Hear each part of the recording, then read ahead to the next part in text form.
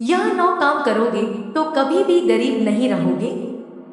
मित्रों, गरुड़ पुराण में ऐसी 9 बातों को बताया गया है। इनका पालन जिस परिवार में किया जाता है, उस परिवार में हमेशा खुशहाली बनी रहती है। ऐसे लोगों से पीड़ा, दुख, दर्द दूर रहते हैं और सदैव ईश्वर का आशीर्वाद प्राप्त होता है। उन्हीं में से पहला है कुलदेवता और श्राद्ध। सबसे जरूरी है कि जिस कुल के पितृ कुलदेवता उससे तृप्त रहे, ताकि उनकी 7 पीढ़ियां अच्छे से रहे। सनातन धर्म में कुलदेवी का अर्थ है कुल की देवी होना। ऐसी मान्यता है कि एक आराध्य देवी होती है जिसकी पूजा पूरे परिवार द्वारा कुछ खास दिन, तिथियों और तरीके से की जाती है। वही जो पितृ दर्शन और श्राद्ध से संतुष्ट होते हैं, वह अपने पूरे परिवार को आशीर्वाद देते हैं। जूठन और गंदगी को रखे घर से दूर। जिस घर में रसोई में बना हुआ खाना सबसे पहले भगवान को भोग के तौर पर चढ़ाया जाता है, उस घर में कभी अन्न और धन की कमी नहीं होती। इसलिए बताया जाता है कि आप रसोई घर में जूठा खाना ना रखें। भगवान को अर्पित करने के बाद ही जूठा करें, ताकि आपके घर में लक्ष्मी मेहरबान रहे। इसके अलावा खास ख्याल रहे कि घर में किसी भी प्रकार की गंदगी ना रहे।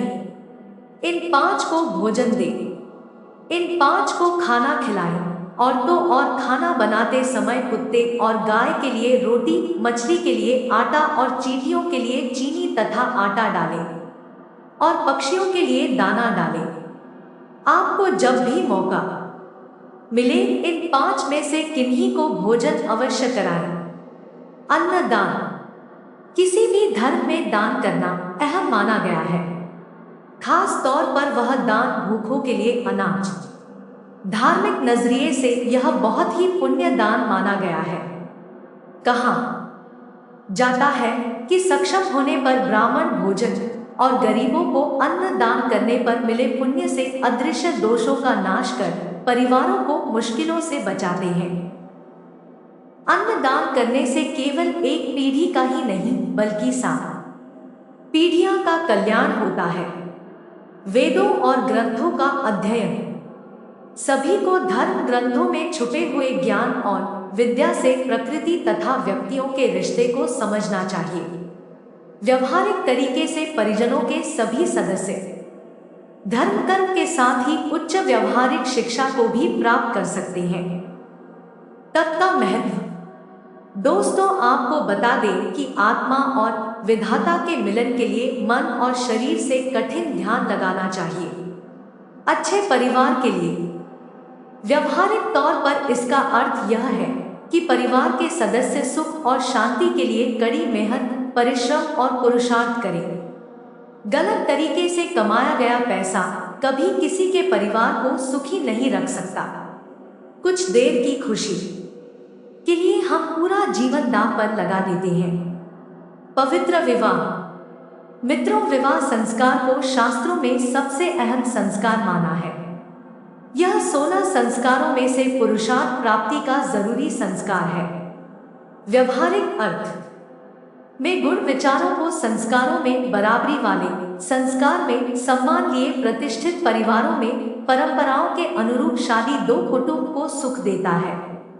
सही शादी होने पर स्वस्थ और संस्कारी संतान होती है, जो आगे चलकर अपने कुल का नाम रोशन करती है और तरक्की पर ले जाती है। इंद्रियों पर संयम। यह तो सभी को बताया जाता है कि कर्मेंद्रियों और ज्ञानेंद्रियों को संयम रखना बेहद जरूरी है। इसका मतलब यह नहीं कि परिवार के सदस्य मौज में इतना डूब जाए कि अपने कर्तव्य और जिम्मेदारियों को भूलकर घर परिवार दुख और कष्टों से घिर जाए। सदाचार का पालन। सभी को अच्छा विचार और व्यवहार रखना चाहिए। यह जरूरी है कि परिवार के सदस्य संस्कार और जीवन के मूल्यों से जुड़े रहें तथा अपने बड़ों का सम्मान करें। रोज उनका आशीर्वाद लेकर दिन की शुरुआत करें, ताकि सभी का चरित्र और सभी का स्वभाव बना रहे। सम्मान करें और किसी भी स्त्री पर बुरी नजर ना रखें। ऐसा करने से आपके घर में माता लक्ष्मी की कृपा हमेशा बनी रहती है।